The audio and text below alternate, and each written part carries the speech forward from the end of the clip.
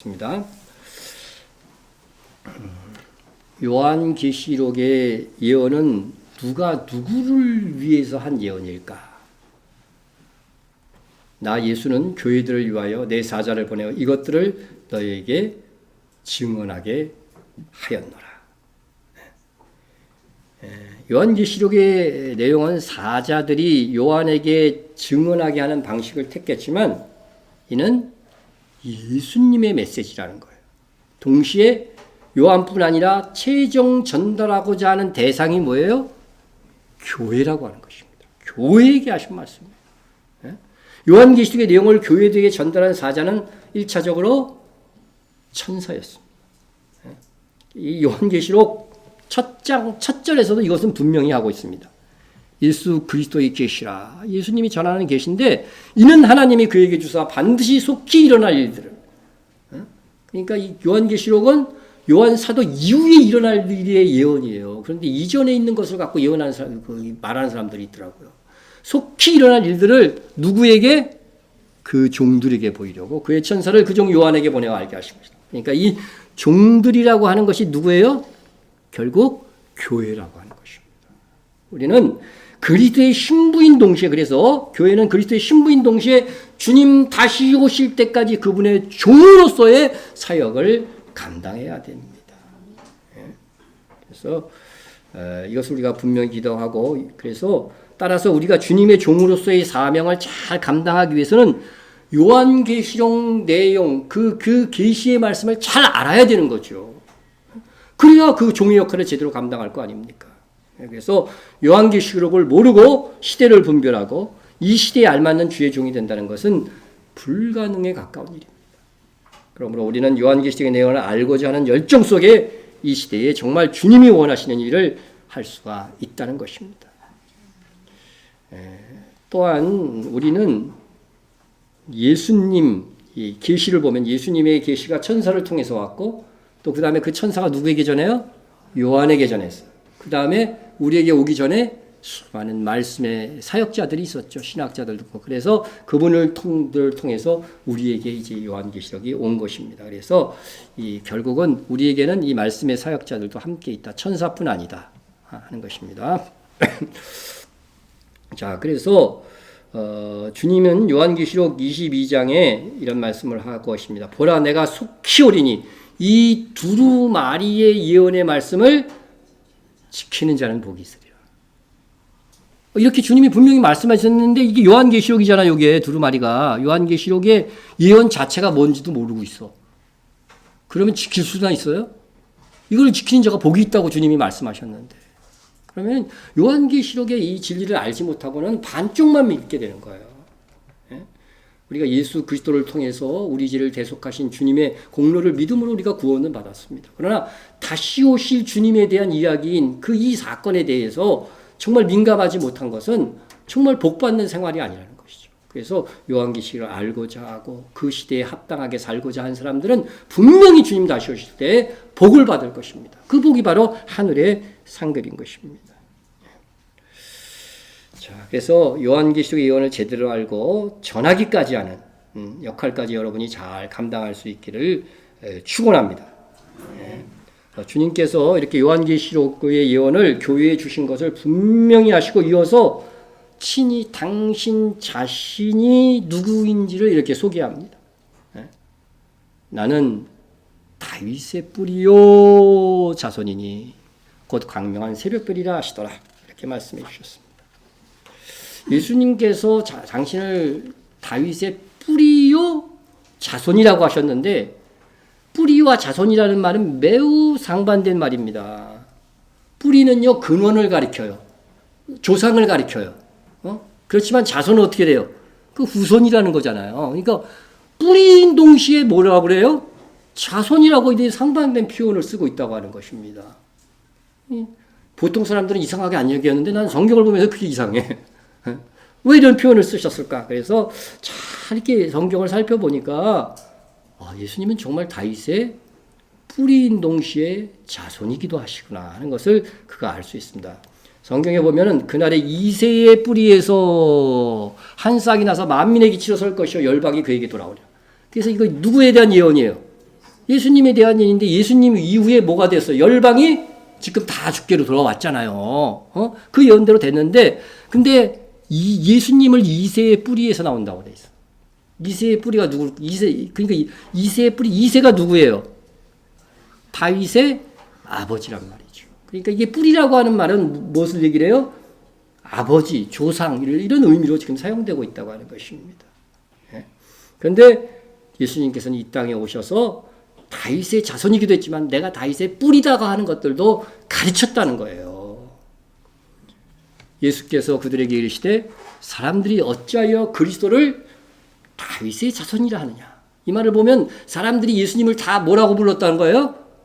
다윗의 자손, 다시인의 후손. 이게 원어로 보면 다윗의 아들이에요. 아들. 똑같아. 다윗의 아들이 누구예요? 솔로몬이잖아요. 솔로몬이 평화의 왕으로 왔잖아요. 그처럼 예수님께서 나중에 마지막 시대에 평화의 왕으로 오실 것이라는 그런 의미도 담고 있거든요.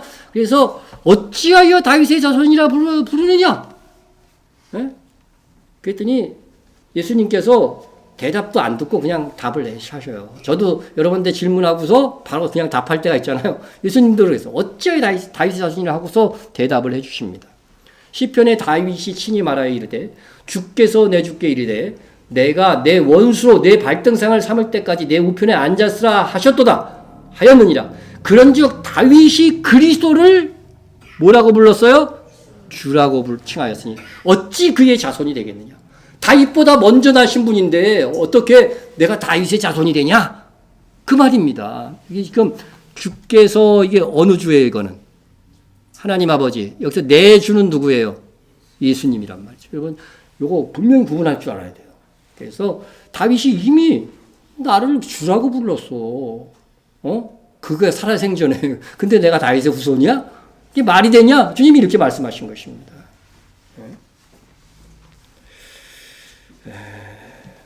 계시록 5장에도 보면은 유대 지파 다윗의 뿌리가 이겼으니 이런 말씀이 이게 반복이에요. 지금 오늘 본문도 예수님의 말씀이 있습니다.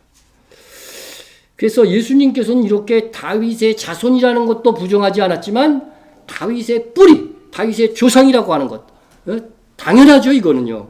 다윗 위에 다윗을 만드신 분이 예수님이신 겁니다. 그래서 이 자손이라고 하는 말은 예수님이 후손이 된다고 하는 예수님이 후손이라는 말은 이 상반된 의미를 가진다고 했는데 그래서 결론은 이것입니다. 예수님께서 다윗의 뿌리라고 하는 것은 하나님의 신적 권위로 다윗에게 왕권을 주신 분임을 드러내는 거예요. 왕권을 주신 분. 그렇죠? 그러나 다윗의 자손이라고 하면 혈통적으로 다윗의 후손으로 다윗과 같은 왕권을 가지고 다시 오실 것임을 드러내는 것이라 할 수 있습니다. 네. 그런데 다시 오실 예수님께서 아브라함의 자손도 아니고 왜 친히 다윗의 자손이라고 그런데 얘기했을까 하는 것이죠. 네. 거기에는 분명한 이유가 있습니다. 예수님은 다윗의 후손인 요셉이 있었죠. 그죠? 네. 족보가 나오죠. 근데 마리아는 누구 후손이에요? 마리아도 다윗의 후손입니다.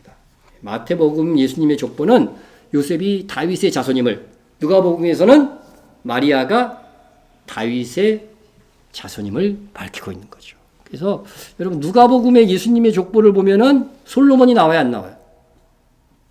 안 나와요. 이쪽은 외가 쪽, 마리아 쪽의 족보이기 때문에 나단이라고 하는 쪽에 이제 다윗의 아들 나단 쪽에 거고 이제 마태복음은 솔로몬이 등장하는 예수님의 족보죠. 그래서 요셉이 다윗의 자손임을 등장하고 마리아 역시도 다윗의 후손이었다고 하는 것입니다. 그래서 당연히 엄마 아버지가 다 다윗의 후손이니까 예수님도 다윗의 후손이 되는 것입니다. 자, 천사들조차도 예수님의 초림을 다윗과 관련시켜요. 천사들이 목자들에게 알려줄 때 오늘 다윗의 동네에 너희를 위하여 구주가 나셨으니 곧 그리스도 주시니라. 예수님이 다윗의 후손일 뿐만 아니라 어디에서 태어나셔요? 다윗의 동네. 여러분 마리아하고 요셉이 여기 베들레헴 다윗의 동네에 살았어요? 안 살았잖아요. 호족하러 갔다가 거기서 난 거예요. 그러니까 하나님께서 모든 상황들을 연출하셔가지고서 베들레헴에서 애를 낳을 수밖에 없는 상황으로 만들어 주신 거예요. 그 동네 사람이 아니었다니까요. 그런데 다윗의 동네에 태어나도록 하나님께서 역사하신 겁니다. 이게 다 의미가 있는 것이라는 겁니다. 자, 그러므로 우리가 예수님께서 재림의 시점에서도 당신 자신이 다윗의 자손임을 강조했어요. 초림 때에 다윗의 자손으로 오신 건데 재림 때에도 다시 자손으로 오신다는 거예요. 이는 예수님의 초림과 재림은 하나로 패키지로 이렇게 연결되어 있는 예수님의 구원 사역이다 이렇게 얘기하는 것입니다. 그런데 예수님의 초림 사역만 얘기해서는 안 돼요. 복음을 완전히 전하기 위해서. 그래서 재림의 상황도 전해요. 주님이 우리의 구원을 위해서 이루고자 하는 것은 재림 때 우리의 죄를 대속하신 것이고 다시 오실 때 어떻게 해요? 다윗처럼 왕으로 이 땅에 오셔서 우리에게 상 주시는 분이시다. 그것이 우리의 최종 구원의 완성이다. 또 우리가 부활도 이루어지는 거죠. 그래서 다윗의 자손임을 예수님은 아브라함의 후손이기도 하고 다윗의 후손이기도 하죠. 다윗도 아브라함의 후손이니까. 그런데 성경에서는 다윗의 후손인 것을 예수님이 다윗의 후손인 것을 더욱 강조합니다. 아브라함과 다윗의 자손 예수 그리스도의 계보라 이렇게 얘기하고 있어요. 그렇죠? 다윗 자손의 계보라 이렇게 얘기하고 그러면서 다윗부터 바벨론까지 아브라함부터 다윗까지 연례돼요. 다윗부터 바벨론으로 잡혀갈 때까지 연례돼요. 바벨론으로 사로잡혀간 후부터 그리스도까지 연례되더라. 그래서 이게 다윗의 중심으로 지금 갖고 이야기하고 있다는 것입니다. 그리고 이러한 구분들도 뭐예요? 전부 다 다윗을 암암리에 표현하는 것입니다. 그래서 이게 여러분 여기 이제 이런 모음은 없는데 이게 히브리어로 읽으면 다비드예요. 우리 성경에는 다윗으로 표현됐죠. 그렇죠? 이 다비드란 말이죠. 원래는 정확하게 다윗은 발음 그대로 하면 다비드입니다. 다비드. 그래서 우리나라 알파벳도 자음에 기역, 니은 그런 것이 있듯이 이게 이제 달렛, 바브, 달렛 세 글자예요. 그러니까 예수님의 족보가 몇 단계로 나눠져 있어요? 세 단계로 나눠졌던 것은 다윗의 이름을 나타내는 이름 글자 숫자 알파벳 자음 숫자를 지금 표현한 겁니다. 그래서 이 숫자 근데 그 세 단계를 몇 단위로 나눴어요? 한 족보마다 몇 세대가 있어요? 14대. 그러니까 세 단계로 나눴는데 한 세대마다 14대가 있다는 거죠. 그러니까 그 의미는 뭐냐면은 많이 여러분에게 설명을 했어요, 이미. 그래서 옛날에는 알파벳 숫자가 없었다 그랬죠. 아랍의 숫자가 없었다 그랬죠. 그러니까 이 알파벳으로 숫자를 다. 그래서 누구의 이름이든지 숫자로 알 수 있는 거야. 그래서 그 짐승의 수는 666이냐 하는 것들은 적그리스도의 이름을 숫자화하면은 666이 된다. 그런 뜻이거든요. 이제 다윗의 이름, 다비드의 이름을 숫자화하면 뭐가 돼요? 14가 되는 거예요. 14가 되는 거예요. 그래서 14대로 나눈 거예요. 그러니까 마태복음을 유대인들이 읽으면은요, 예수님은 다윗의 후손으로 왔다. 다윗의 왕권을 가지고 왔다. 이거는 그냥 그 사람들은요, 자동적으로 알게 돼요. 우리는 이렇게 이제 설명을 들어서 알게 되지만은. 그래서 우리가 다윗의 왕위를 가지고 온 것이다. 그리고 다윗의 왕위를 가지고 또 오실 것이다. 이것은요, 예수님이 이 땅에 초림하셨을 때에는 다윗의 왕권을 온전히 이루지 못하지만 재림하셨을 때는 정말로 예루살렘에서 다윗과 같은 왕으로서 세계 만방을 다스릴 것이다. 이렇게 되는 것입니다. 자, 천사가 마리아에게 예수님을 낳을 것이라는 소식을 전할 때도 보세요. 보라, 네가 잉태하여 아들을 낳으리니 그 이름을 예수라 하라. 그가 큰 자가 되고 지극히 높으신 이의 아들이라. 일컬어질 것이요. 주 하나님께서 그 조상 뭐라고 얘기하고 있어요? 다윗의 왕위를 그에게 주시리니 영원히 야곱의 집의 왕으로 다스리실 것이며 그 나라가 무궁하리라고 그랬어요. 지금 근데 무궁해요. 다윗의 왕위에 오르지도 않았지만 무궁하지 않잖아요. 그러나 이것은 언제 이루어진다? 주님 다시 오셔서. 그러니까 예루살렘에서 다윗처럼요. 그 시온상에서 왕으로 등극하신다니까요. 실질적으로. 그리고 그 나라는 영원할 것이다. 영원한 하나님의 나라가 되는 것입니다. 자, 여리고에서 맹인이 예수님을 부를 때 뭐라고 그랬냐면요. 맹인이 외쳐 이르되 예수를 뭐라고 불러요? 다윗의 자손 예수여 나를 불쌍히 여기소서 하거늘 앞서가는 자들이 꾸짖어 잠잠하라 하되 더욱 크게 소리질러 뭐라고 그래요? 이제 예수님의 이름도 빼고 다윗의 자손이여 나를 불쌍히 여기소서 하는지라. 맹인은요 무리의 제지에도 불구하고 예수님을 뭐로 불렀어요? 다윗의 아들. 이것은 구약시대의 다윗의 아들로 예수님이 오실 것이, 그리스도가 오실 것이라고 하기 때문에 예수님이 그리스도라고 하는 것을 확실하게 믿은 사람이에요. 이 병자들이 그냥 치료되는 게 아닙니다. 확실한 믿음이 있었던 사람들인 것이죠. 그리고 유대인이 아닌 이방인 가나안 여자, 또 예수님을 다윗의 자손이라고 부릅니다. 가나안 여자 하나가 그 지경에서 나와 소리질러 이르되 주 다윗의 자손이요 나를 불쌍히 여기소서 내 딸이 흉악하게 귀신이 들렸나이다. 이 유대인도 아니고 어떻게 이방 여자인, 이 가나안 여인이 예수님을 믿었을까? 여러분 재림의 상황, 초림의 상황과 재림의 상황이 그대로 재현된다고 내가 말씀을 드렸는데, 그래서 팔레스타인 사람들 중에서도, 팔레스타인이 가나안 사람들이니까 팔레스타인 사람 중에서도 예수 그리스도를 믿는 사람이 나온다 안 나온다? 나오는 거예요. 마크로 하티크바에는 유대인 자녀만 있는 것이 아니라 팔레스타인 중에서도 예수 믿는 사람들이 그 아이들을 학교에 기독교 학교는 거기밖에 없으니까 보내고 있는 거면 그 학교를 우리가 지원하고 있는 거고요. 예? 지금 이런 것입니다. 예? 예수님께서 예루살렘으로 입성하실 때에는요, 종려나무 가지를 가지고 맞으러 나가서 외치되 호산나 찬송하리라 주의 이름으로 오시는 이여 곧 이스라엘 왕이시여 하더라. 예? 예수님을 메시아 왕으로 여긴 거죠. 다윗과 같은 왕으로 오실 것을 이야기하고 있는데 계속 보시면은 앞에서 가고 뒤에서 따는 무리가 소리 높이 호산나 뭐라고요? 다윗의 자손이요. 찬송하리로다 주의 이름으로 오시는 이여 가장 높은 곳에서 호산나 하더라. 이 상황이 예수님이 뭐라고 그랬어요? 재림하실 때에도 반복 성취될 거라고 주님의 입으로 말씀하신 거예요. 예? 자, 그래서 다윗의 이름으로 오시는 주님이 되실 것이다 하는 것입니다. 그래서 여기서 우리가 알 수 있는 진리를 분명히 깨달아야 할 것입니다. 이는 다 오실 메시아에 대한 예언으로 이제 예루살렘으로 입성하는 예수님께서 다윗의 후손으로 이스라엘 왕으로 등극하시는 그날이 있을 것입니다. 그런데 이러한 예언을 알고 있었던 그들이 아니 예수님이 십자가에 못 박혀 돌아가시니 실망하지 않을 수가 없는 거죠. 예? 예수님께서 로마의 총독 빌라도 신문의 예언대로 양털 깎는 자 앞에서 잠잠한 양같이 아무 말도 안 하셨어요. 그런데 무슨 질문에만 대답하셔요? 예? 보세요. 대지상과 장로들이 고발을 당하되 아무 대답도 안 하신지라. 요 대답 안 하는 것까지 이사야서에 다 예언되어져 있다니까요. 이에 빌라도가 이르되 그들이 너를 쳐서 얼마나 많은 것으로 증언하는지 듣지 못하느냐 하되 한마디도 대답하지 아니하시니 총독이 크게 놀라워하더라. 예? 재판받으면 자기를 변호하려고 하잖아요. 한마디도 하지 않았어요. 예수께서 총독 앞에 섰을 때 총독이 물어 이르되 네가 유대인의 왕이냐? 다윗의 자손으로 유대인의 왕이냐고 물었을 때 그때 그거는 예수님이 대답하셨다 안 하셨다? 대답하셨어요. 네 말이 옳도다.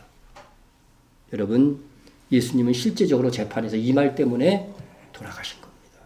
내가 다윗의 자손으로 올 왕이다.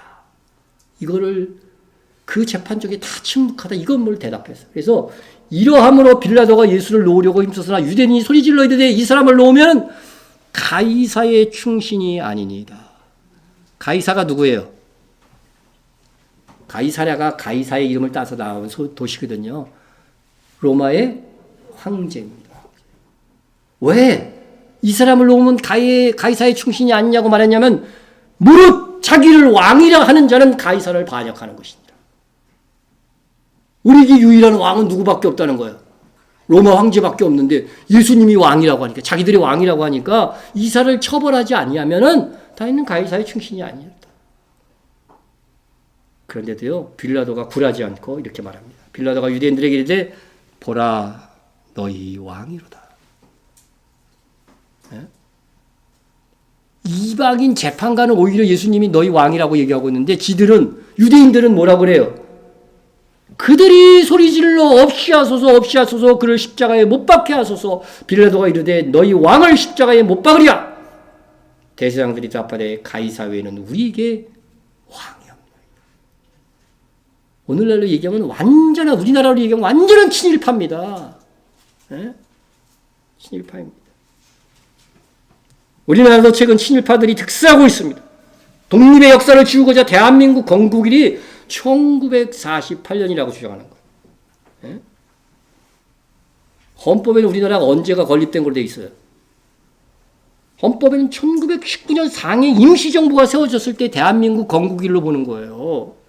그런데 친일파들은 다 독립운동을 한 적이 없으니까 대한민국 건국을 1948년으로 옮겨서 부끄러운 독립의 역사를 대한민국 역사에서 지우려고 하는 것입니다.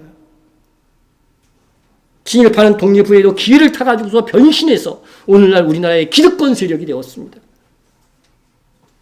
흔히 부르는 뉴라이트의 뉴라이트. 이들이 지금 정부에서 득세를 하고 있다고 지금 나오잖아요. 이스라엘에서 똑같습니다. 친로마적 행태로 예수님을 십자가에 못 박게 한 그 바리새인들이 무리들이 오늘날까지도 기득권 세력이 되어서 이스라엘의 선생으로 남아 있습니다. 그리하여 이스라엘에서 지금도 예수님은 그들의 적인 것입니다. 그러니까 초림의 상황과 재림의 상황이 어쩌면 이렇게 똑같은지. 예? 유대인들은 예수님께서 예루살렘에 입성하시는 주님을 보고 다윗의 후손으로 이스라엘 왕으로 등극하실 것을 기대하였습니다. 그러나 예수님께서는 여러 비유를 통해 내가 지금이 아니라 다윗의 자손으로 왕권으로 올 그때는 재림 때라고 무척 자주 말씀하셨습니다.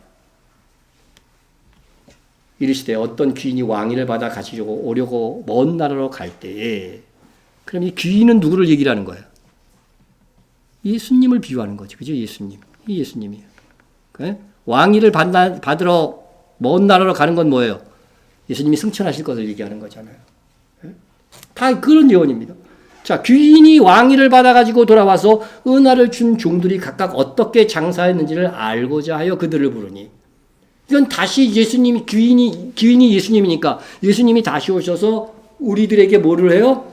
어떻게 장사했느냐, 내 사명 내가 부탁하면 어떻게 잘 감당했느냐, 그거 물어보고 계산하신다는 겁니다. 네? 자, 그러니까 이 비유를 왜 말씀하셨는지 분명히 하고 있죠. 여러 차례 말씀을 드렸습니다. 비유를 더하여 말씀하시니 이는 자기가 예루살렘 가까이 오셨고 그들이 하나님의 나라가 당장에 나타날 줄로 생각합니다. 그러니까 하나님의 나라는 지금 아니야. 내가 예루살렘에 올라가서 지금 아니고 내가 죽었다가 다시 하늘로 갔다가 다시 올 때, 그때 왕권을 가지고 다시 올 그때 이루어질 거야. 주님은 그렇게 말한 것입니다. 그래서 주님이 다시 오실 때 요한계시록 예수님이 뭐로 오신다? 주님이신 동시에 왕으로. 주인은 누구예요?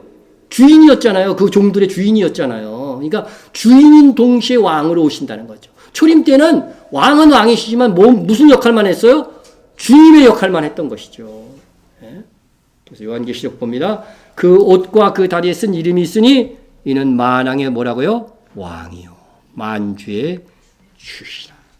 예수님이 주 되심과 왕 되심은 재림할 때 온전히 이루어짐을 말씀하고 있는 것입니다. 그래서 그분은 다시 오셔서 이스라엘 왕, 유대인의 왕으로 등극하실 것입니다. 다시 오셔서 이스라엘의 왕이 되신 예수님께서는 만왕의 왕이 되어 주의 나라가 된 만국을 1000년 동안 다스리실 것입니다. 우리 그때 주와 함께 왕노릇하는 신자가 됩시다. 그때에 대하여 생전에 주님께서 많은 말씀을 하셨어요. 또 너희에게 이르니 동서로부터 많은 사람이 이건 유대인이 아니고 당연히 이방인이죠. 아브라함과 이삭과 야곱과 함께 천국에 앉으려니와, 이 천국이 뭐라고 그랬어요? 천년왕국이라고 그랬잖아요. 여러분, 천년왕국에 천국에 들어가는 것과 앉는 것은 다른 표현이에요. 예수님이 지금 어디에 앉아 계셔요? 하나님 보좌 우편에 앉아 계시죠. 그래서 우리가 예수님과 함께 천국에 앉는다는 이 표현은 주와 함께 왕노를 한다는 이런 의미의 표현인 거예요. 그래서 이방인 중에서도 주와 함께 왕노를 한 사람들이 많을 것을 주님은 생전에 말씀해 주셨습니다. 시간이 많이 가져서 더 이상은 제가 진행을 안 하겠는데, 여러분, 이 동서로부터 많은 사람이 이르러 이 아브라함과 이삭과 야곱과 천국에 앉는 사람이 되려면은 어떤 사람이 되어야 되느냐? 한 이방인의 예를 주님이 들으셨어요. 그것은 우리 다음 주에 계속 이어서 말씀을 여러분에게 드리도록 하겠습니다. 오늘 여기까지 말씀을 드리겠습니다.